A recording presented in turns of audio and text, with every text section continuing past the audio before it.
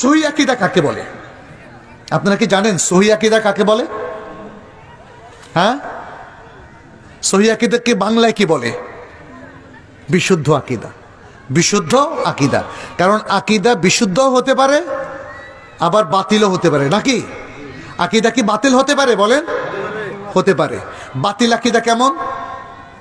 যেমন মাজারে গিয়ে সেজদা করা, এটা কি বিশুদ্ধ নাকি বাতিল? বলেন। মিলাদ পড়া বিশুদ্ধ আকীদা নাকি বাতিল? বাতিল আকীদা। কারণ মিলাদ যারা পড়ে তারা মিলাদ পড়ে দাঁড়িয়ে যায় আর বলে রাসূল সাল্লাল্লাহু আলাইহি ওয়াসাল্লাম সেখানে উপস্থিত হয়েছেন। এটা আমল ও বিদআত, আর আকীদাটাও এখানে ভুল, বিভ্রান্তিমূলক। তাইলে আকীদা শুদ্ধ হতে পারে, অশুদ্ধ হতে পারে, হকও হতে পারে, বাতিলও হতে পারে। বিশুদ্ধ আকীদা কাকে বলে? বিশুদ্ধ আকীদা হচ্ছে ঈমানের এই রকনগুলোকে কোরআন এবং সুন্নাহর আদলে জেনে নেওয়া, শিখে নেওয়া এবং সেভাবে বিশ্বাস করা। এটা হলো বিশুদ্ধ আকীদা। আল্লাহ কোথায় আছেন বলেন তো? আল্লাহ কোথায় আছেন? জোরে বলেন। আরশের উপর আছেন। এটা হলো বিশুদ্ধ আকীদা। আর যদি কেউ বলে আল্লাহ সর্বত্র বিরাজমান, এটা হলো অশুদ্ধ আকীদা। কারণ কি?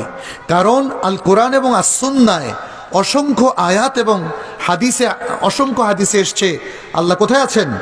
আল্লাহু ফিস সামা, আল্লাহু ফিস সামাই আলাল আরশ, আল্লাহু ফিস সামাই আলাল আরশ। তাহলে আমরা বলবো আমাদের জানার প্রথম গুরুত্বপূর্ণ বিষয়টা হলো ঈমান এবং আকীদা। দ্বিতীয় বিষয়টা কি? কেউ কি বলবেন নিজের থেকে? একটু বলেন তো, দ্বিতীয় বিষয়টা কি? ইবাদা। দ্বিতীয় বিষয়টা হলো ইবাদা। আবার বলে, দ্বিতীয় বিষয়টা কি? ইবাদা। ইবাদতকে দুই ভাগে ভাগ করা হয়।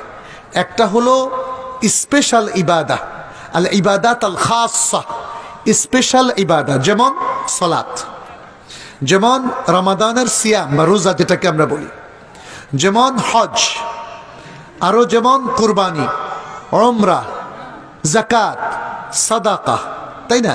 এই যে সমস্ত ইবাদতগুলো কোরআন হাদিস আমাদেরকে স্পষ্ট করে শিখিয়ে দিয়েছে। যেমন সালাতের কথা যদি আমরা বলি, সালাত কার জন্য পড়তে হয়? আল্লাহর জন্য। সালাত পড়ে কি ব্যবসা করা যায়? মানে ধরেন দুনিয়ার গরজে কি কেউ সালাত পড়েন? না। এই যে সিয়াম, রোজা রাখার কথা আমরা বলছি, রমাদান মাসের সিয়াম কার জন্য রাখতে হয়?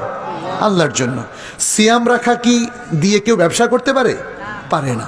তাহলে দেখা যাচ্ছে ইবাদতের মধ্যে এক প্রকার ইবাদত যেটা কোরআন হাদিসে উম্মার উপর ফরজ করে দেওয়া হয়েছে, এটা হলো বিশেষ ইবাদত। এটা হলো বিশেষ ইবাদত। এগুলোকে পালন করার জন্য আমাদেরকে রাসূল সাল্লাল্লাহু আলাইহি সাল্লামকে অনুসরণ করতে হবে। তার সুন্নাহ অনুযায়ী সালাত পড়তে হবে, তার সুন্নাহ অনুযায়ী হজ করতে হবে, তার সুন্নাহ অনুযায়ী উমরা করতে হবে, তার সুন্নাহ অনুযায়ী কুরবানি করতে হবে। তাহলে সমস্ত ইবাদত কাকে অনুসরণ করতে হবে? রাসূলুল্লাহ সাল্লাল্লাহু আলাইহি সাল্লামকে। আর কার জন্য ইবাদতগুলো করতে হবে? আচ্ছা, আমরা কি কোনো ইবাদত আল্লাহকে খুশি করার জন্য আর কোনো ইবাদত রাসূলুল্লাহ সাল্লাল্লাহু আলাইহি সাল্লামকে খুশি করার জন্য করতে পারি? জি, কেন? যদি রাসূল সাল্লাল্লাহু আলাইহি সাল্লামকে খুশি করার জন্য ইবাদত করি, তাহলে সমস্যাটা কি বলেন তো? কি হবে? এটা শিরক হবে। কারণ আল ইবাদাতু লা তুসরাফু ইল্লা লিল্লাহ, সমস্ত ইবাদত আল্লাহ ছাড়া আর কারো জন্য করা যায় না। অতএব সেটা নফল হোক, মুস্তাহাব হোক, সুন্নত হোক, ফরজ হোক, যাই হোক না কেন, সমস্ত ইবাদত কার জন্য করতে হবে? জোরে বলেন না, কার জন্য? আল্লাহর জন্য। কিন্তু ইবাদত পালন করব কাকে দেখে? রাসূলুল্লাহ সাল্লাল্লাহু আলাইহি সাল্লামকে দেখে। তাহলে এইটা মনে রাখতে হবে, আমাদের ঈমান না থাকলে ইবাদত কি কবুল হবে? তাইলে প্রথমে ঈমান থাকতে হবে। দ্বিতীয় হচ্ছে ইবাদত পালন করতে হবে কার জন্য? তৃতীয় হচ্ছে ইবাদত পরিপালন করতে হবে কার সুন্নাহ অনুযায়ী? রাসূল সাল্লাল্লাহু আলাইহি ওয়াসাল্লাম অনুযায়ী। তাহলে তিনটা শর্ত ইবাদতের জন্য হলো, তিনটা শর্ত। এই তিনটা শর্তের কোনো একটা শর্ত যদি মিস হয়ে যায় তাহলে ইবাদত কবুল হবে না। প্রিয় ভাইরা, এরপর আসি ইবাদতের দ্বিতীয় কিসম। ইবাদত আমরা বলেছি কয় প্রকার? দুই প্রকার। একটা হলো খাস ইবাদত, যেগুলোর ব্যাপারে আমরা বললাম। দ্বিতীয় হচ্ছে ইবাদত, আরেক প্রকার হলো সকল ভালো কাজ ইবাদত হবে যদি সেই কাজটা আপনি আল্লাহকে খুশি করার জন্য আর শরীয়তের নিয়ম মোতাবেক করেন। যেমন খাবার খাওয়াটা কি বলেন তো? এটা কি ইবাদত নাকি জায়েজ কাজ? এটা জায়েজ কাজ, কিন্তু এটা ইবাদত হইতে পারে। আপনি যেমন সকালবেলা ব্যায়াম করছেন, এটা কি ইবাদত? ব্যায়াম করা কিন্তু ইবাদত না, বুঝতে পেরেছেন? বাচ্চারা সকালবেলা মাদ্রাসা যাচ্ছে, এই যে যাওয়াটা কি ইবাদত? না। কিন্তু এই যাওয়াটার পেছনে যদি আল্লাহ সন্তুষ্টি তার উদ্দেশ্য থাকে আর সে এই সমস্ত কাজ শরিয়া মোতাবেক পালন করে, তাহলে এটা কি হবে? ইবাদত হবে। আপনি যেমন চাকরি করেন, পোস্ট অফিসে চাকরি করেন, কিংবা আপনি স্কুলে মাস্টারি করেন, তাহলে এই যে মাস্টারি করা, পোস্ট অফিসে চাকরি করা, এটা তো ইবাদত না।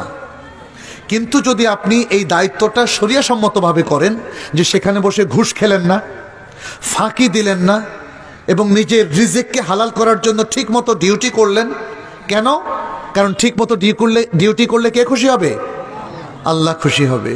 তাহলে এইভাবে করার কারণে এই জায়েজ কাজটা আপনার ইবাদত হয়ে গেল, আপনার খাবার দাওয়ারটা ইবাদত হয়ে গেল, আপনার ব্যায়াম করাটা, হাঁটাটা ইবাদত হয়ে যাবে যদি এই সমস্ত কাজে আপনি দ্বীনের ভালো করা, মানুষের কল্যাণ করা, মানুষের উপকার করা, দ্বীনের দাওয়াতি কাজ করা, এই ধরনের ভালো উদ্দেশ্য আপনার থাকে, আল্লাহর কাছে সওয়াবের আশা করেন এবং শরীয়ত লঙ্ঘন না করেন, তাহলে দেখা যাচ্ছে যে এর মধ্য দিয়ে আপনি সমস্ত সাধারণ কাজকে ইবাদতে পরিণত করলেন।